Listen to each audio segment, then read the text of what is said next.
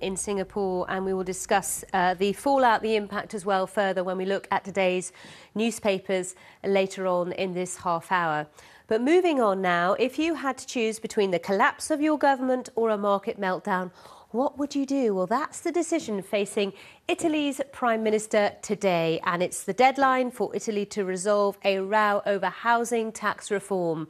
Berlusconi's centre-right party insists that residential taxes must be scrapped if it's to continue supporting Premier Enrico Letta. But the Prime Minister's party says there's no way to plug the funding gap the money from this tax generates. If Letta caves in, the financial markets could also conclude his government's too weak to push through the series of economic reforms that are so badly needed in Italy.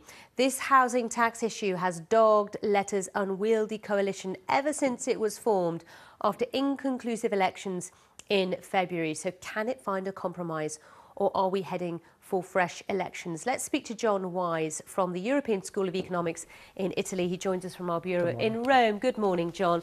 Now, tell us what the latest is on this row over tax, because I understand there's been some fresh developments in terms of negotiations.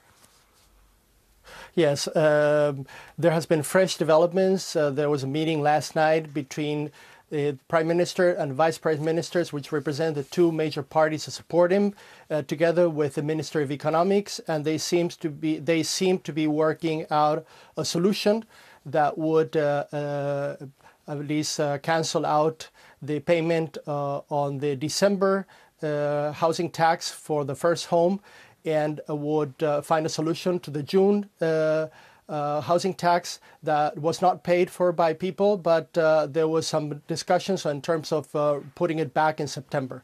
So they seem to be working out a solution for this year.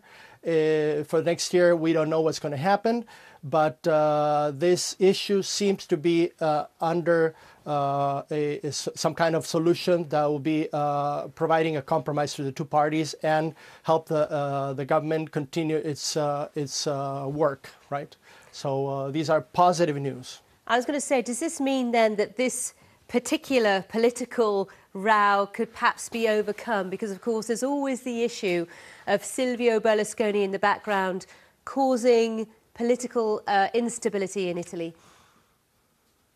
Yes, well, Enrico Letta, the Prime Minister of Italy, has managed to separate the two issues. So, in other words, he has managed to get past the idea that one thing is a housing tax, another thing is Silvio Berlusconi's personal issues.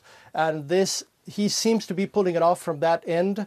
And right now, it seems that the two parties agree that the real estate tax should not be used as an excuse to overthrow the government. Now, of course, the issue of Berlusconi's political future still remains, although the signal from the President of Italy seems to point in the direction that he is going to be able to somehow return into public life, and that some solution will be worked out, although we don't know what kind of solution, but he has to eventually serve his term as a person that has been found guilty of tax evasion, and this will be a way to save or to find a compromise there. So that also is going to be worked out. But the positive thing is the solution will probably be worked out in terms of Silvio Berlusconi's political future. At least he's not going to be completely out of the picture,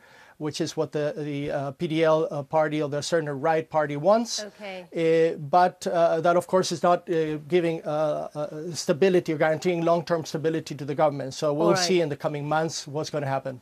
Thank you, John. John Wyse from the European School of Economics. Other business